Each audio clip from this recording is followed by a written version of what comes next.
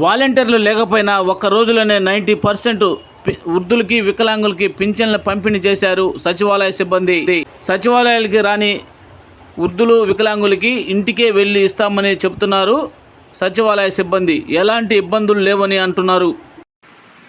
కాకపోతే కొంచెం heart patient వాళ్ళు రావడానికి ఇబ్బంది పడతారు కాబట్టి మేము అనుకుంటున్నాం.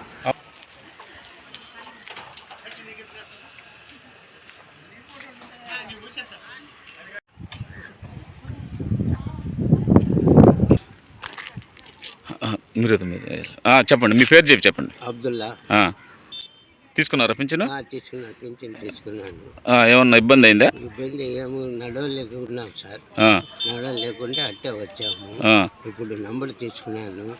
రేపు నెల నుంచి వాళ్ళే ఇంటికాడ వచ్చి ఇస్తారన్నారు. ఇప్పుడు మేము వచ్చి తీసుకుంటాము. నాకు